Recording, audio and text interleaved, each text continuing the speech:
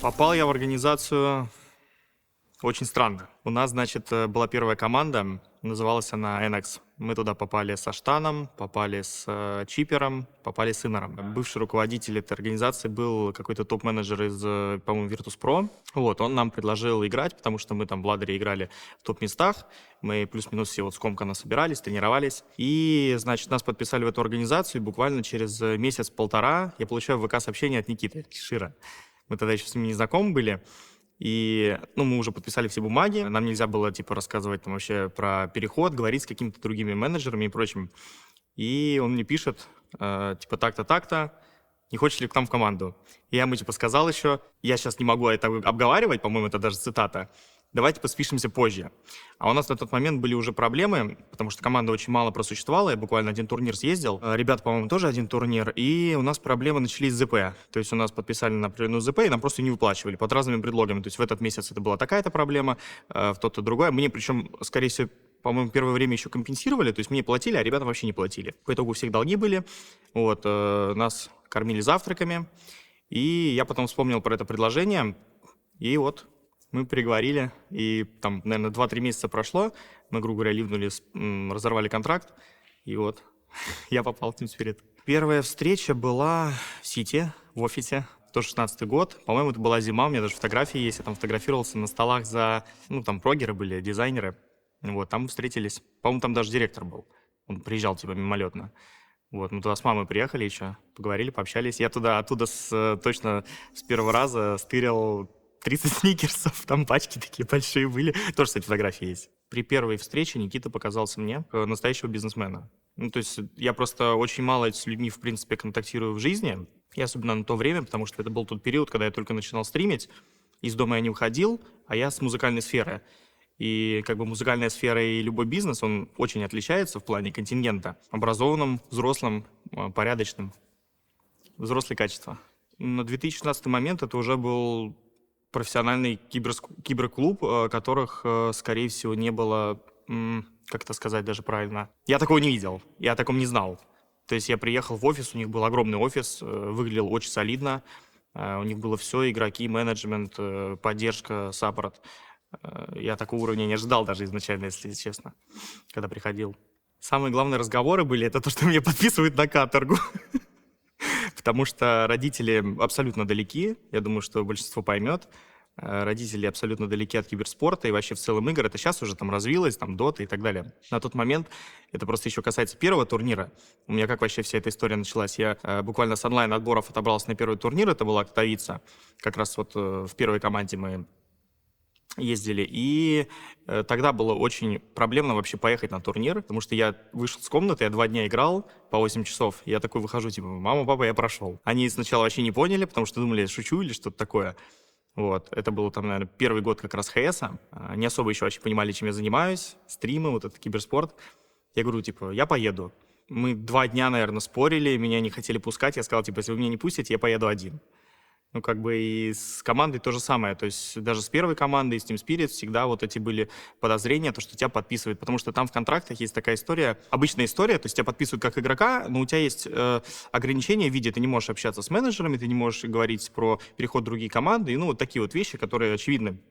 И за это полагается штраф. А для родителей, когда они видят, штраф, они начинают переживать и думать, что тебя какую-то подставу делают. Вот, но, очевидно, этого никто делать не планировал, но для них это выглядело так, и это было очень трудно нанести в первую очередь. За все время я так ни разу не получил ни одного штрафа.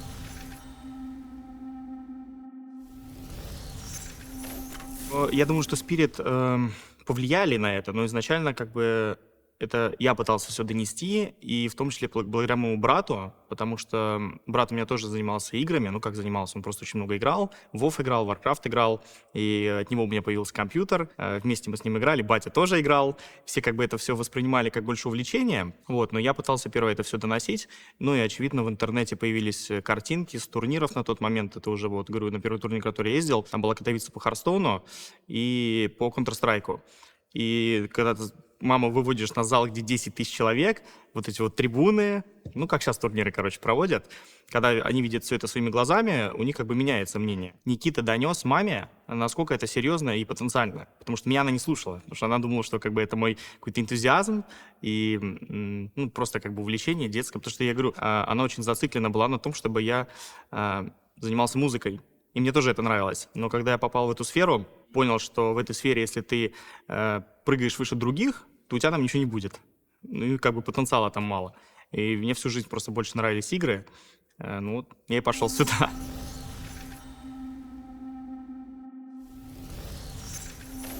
У меня как было, я отучился в школе 9 классов, и потом я перешел в музыкальный колледж, потому что я уже на тот момент занимался профессиональной музыкой, ездил на какие-то там соревнования, что-то получал, и понял, что зачем мне еще 2 года терять в школе.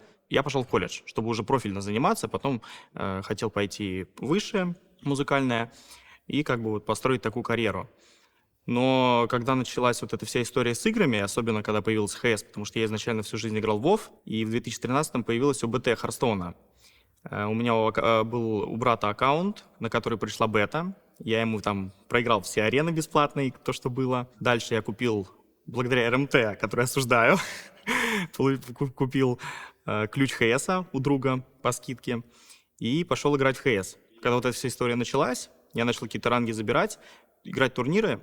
Родители как бы не очень это воспринимали и все равно пытались сделать так, чтобы я сфокусировался на учебе, потому что у меня с учебой были большие проблемы, что в школе, что в колледже, потому что я любил именно инструмент, а в музыке как? Если ты играешь на инструменте, ты обязан играть на фортепиано, ты обязан там сольфеджио, голос, вот это все. Мне это было неинтересно, мне нравился инструмент. Вот. И из-за того, что у меня была сильная неуспеваемость, меня в какой-то степени ограничивали в играх, но делал я как? Пары начинаются в 8:30, отвозил меня обычно отец на учебу. В музыкальных колледжах есть такая история, то, что там есть отдельные классы небольшие с фортепиано, туда можно записаться, взять ключ и типа заниматься. И что делал я? У меня пара в 8:30, я туда приезжаю, забираю ключ, иду в этот кабинет, сплю там 2 часа примерно до 10-11 часов, потому что плюс-минус в это время родители уезжали из дома на работу. Я это знал. Я ложился, значит, спать, высыпался, потому что ложился я поздно, и просто уезжал домой на маршрутке. В принципе, так и было.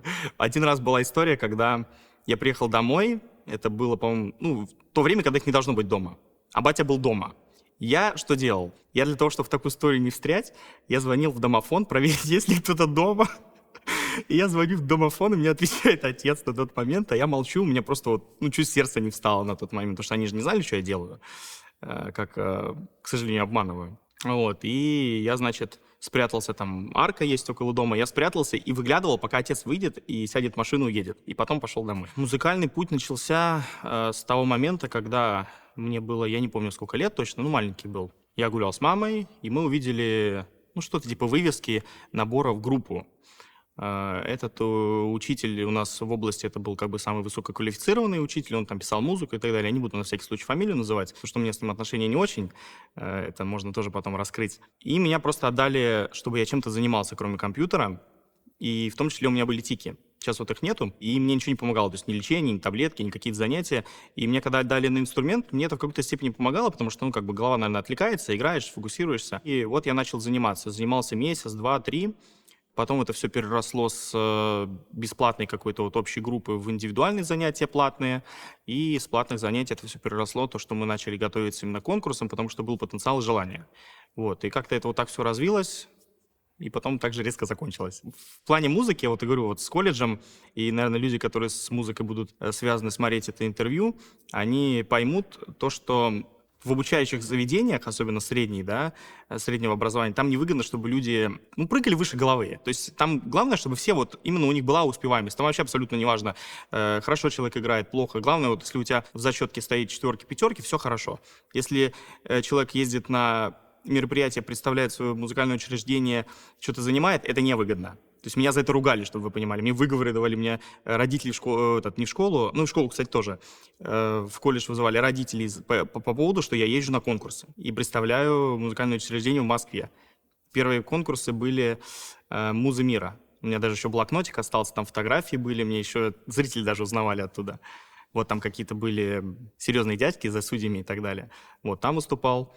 В Питере выступал на очень крупном, «Виртуоз гитара» называлась. В целом у меня вообще была идея и желание стать вторым Пако де Люси. Знаете, ну, может, такого.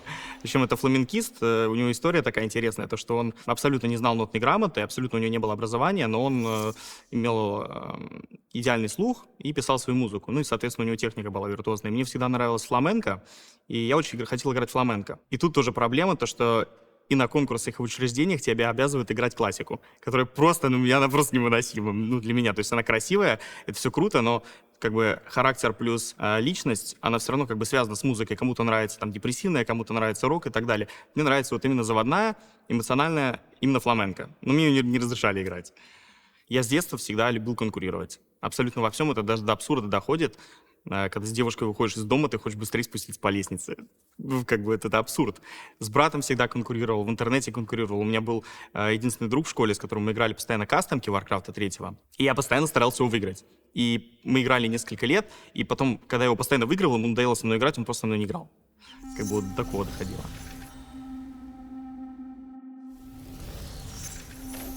Слушай, в доту я играл, и в жанр вообще моба играл.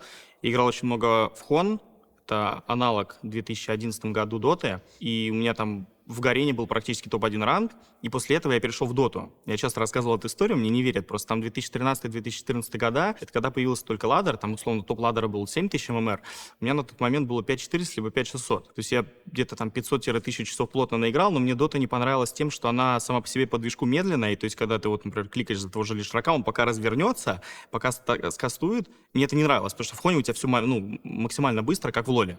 Шутеры я в целом никогда не любил, хотя в Counter-Strike играл, я думаю, что все играли в 1.6.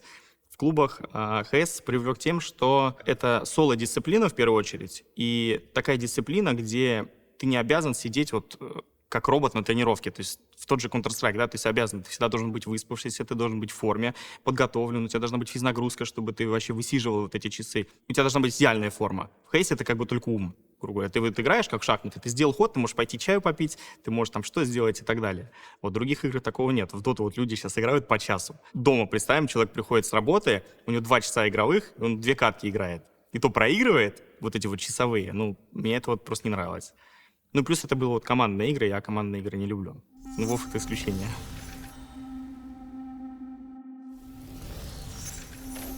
Мы с Глайдером вообще познакомились до Team Spirit. Это был 2014 год.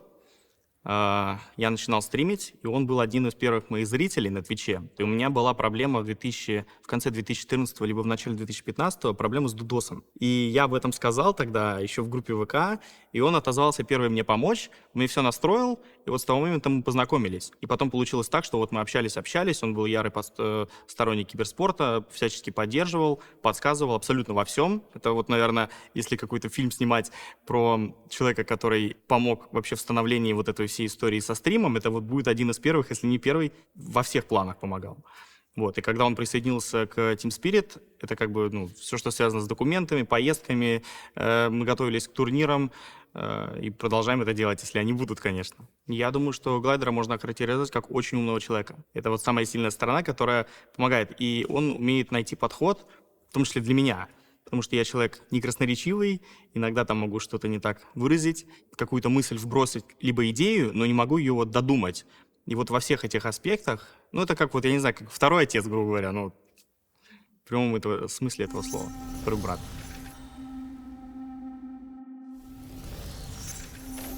Соревновательный успех в Харстоне считаю, наверное, 2 турнира основных. Их не то чтобы было много. Это 2016 год World Cyber Arena, в Китае был чемпионат мира. И самый последний мой турнир крупный, до еще ковида. Нет, вру, это было в ковид, потому что мы онлайн играли. Вообще немного офф-топ. Всю жизнь играя в Hearthstone, как бы у любого игрока есть желание попасть на какой-то чемпионат мира, именно самый крупный. То есть у дотеров это International, вот у ХС это был именно BlizzCon. То есть это мейн-выставка, где показываются все игры, нововведения, обновления, одновременно по всем дисциплинам Blizzard идут соревнования, именно самые крупные. Вот с 2015 года я отбирался на BlizzCon и попал в 2020, когда была корона, мы играли дома. А я хотел поехать именно, чтобы ощутить вот эту всю историю с ареной, побывать на этой выставке в Америке в целом. И попал туда в 2020-м, меня там жестко переехали, я занял 3-е место. Причем там получилось так, что в Харстоне как там еще вот старый ладдер, не Battlegrounds, там выбираешь 4 колоды, 3-4 колоды в зависимости от формата, и у вас, грубо говоря, камень, ножницы, бумага. То есть есть колода, которая выигрывает другую, но проигрывает другой. И всегда так мета устроена была. И у меня было преимущество над человеком, наверное, ну, в процентах 75% винрейт в моей стороне был. Счет уже 2-1 в мою пользу. Я беру шамана, который должен выигрывать ханта, условно, в 4 из 5 случаев, и я его проигрываю. И я тогда очень сильно расстроился. Там очень не повезло.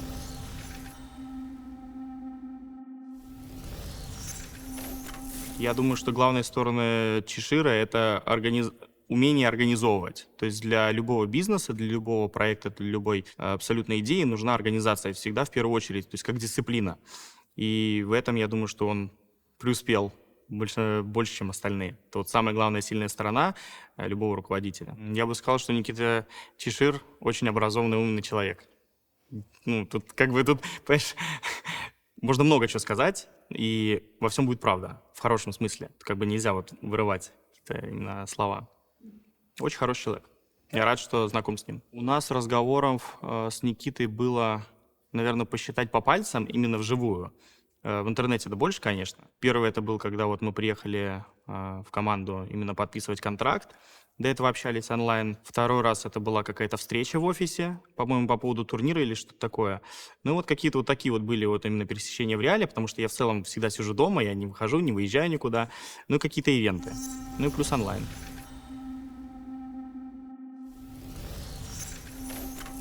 Первая победа на International Team Spirit, я думаю, что бустанула очень по медийке и в целом дала имя. Потому что до этого были организации, по-моему, помимо Team Spirit, у них были какие-то титулы.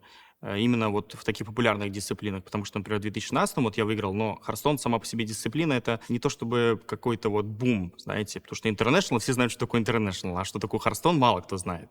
И в Counter-Strike то же самое. Вот. Я думаю, что это очень сильно подняло имя и дало имидж в первую очередь. А дальше все остальное. Я считал, что все люди, которые состоят в команде со мной по разным дисциплинам, они все очень хорошего уровня игры в своей дисциплине. Как таковых именно больших титулов не было в других дисциплинах. Я очень рад, я очень болел за первый International, и очень рад, что добавился такой титул, и впоследствии это добавилось и в Карстоне, в Counter-Strike, и по итогу как бы все дыры именно игровые закрыты. По итогу одна из самых титулованных команд. В последнее время я не очень слежу именно за киберспортивной историей, потому что мы вот с тобой лично говорили по поводу интервью. За последние 4 года у меня много чего изменилось, много чего добавилось, времени стало меньше. Последние 2 года я не особо слежу. Я слежу именно за результатами больше. Или вот, например, как финал был интернешнл предыдущего, последнего, позапрошлого, именно смотрю вот какие-то финальные игры. То есть так, чтобы прям целый турнир болеть, я не болею сейчас, но каждый турнир по доте я мирошки пишу, поддерживаю и надеюсь на их победу.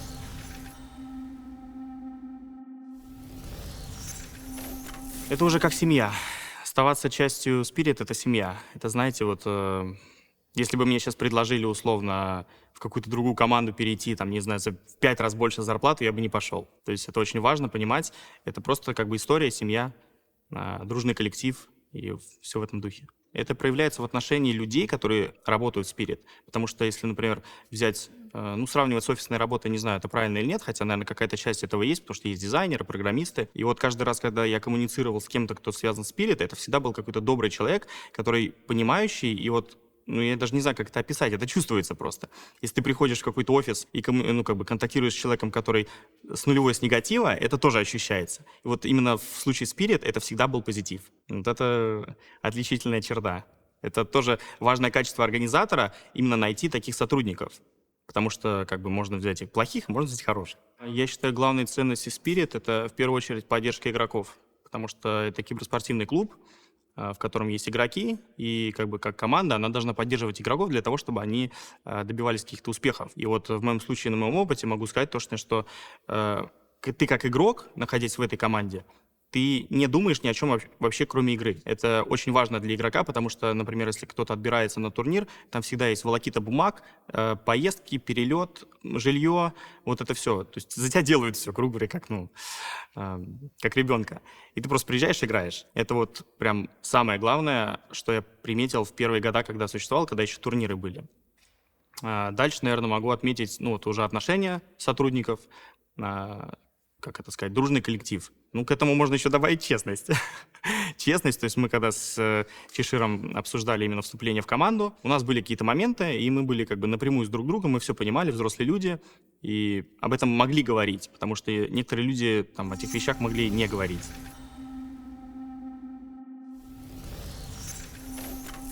Я считаю, что киберспорт в ближайшие 10 лет может измениться никак. Ну, смотря какая дисциплина, тут нужно понимать. Я думаю, что индустрия в целом, она растет семимильными шагами. Если взять 10 лет назад, даже, наверное, 20 лет назад это были компьютерные клубы, 10 лет назад это были огромные стадионы, сейчас это еще большие стадионы, а дальше это еще большие стадионы. То есть тут вопрос именно в обхвате. Вот. Игры делают в первую очередь более казуальными, чтобы собирать больший поток людей, играющих в них, соответственно, потенциальных киберспортсменов. Как в Доте, например, да, то есть ее все больше оказуаливают, в нее все больше играют и в нее хотят играть. Вот. Поэтому ну, только охваты и масштабы. Хотя куда дальше? Хотя вот, по-моему, 3 года назад видел видео, как в Лиге Легенд, там был стадион на 50 тысяч человек, и уже тогда была вот эта вот 3D-графика, когда там на целый стадион вылетает дракон с анимацией. Я тогда это увидел, я вообще обалдел. И вот я думаю, что вот эти все технологии смежные, да, с киберспортом, там, инженерия и так далее, оно как бы все взаимодействует и будет просто давать более шикарное шоу именно для зрителя.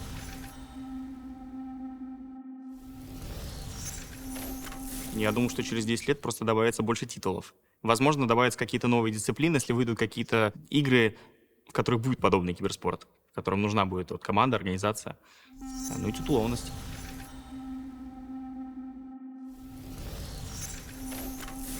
Не думал.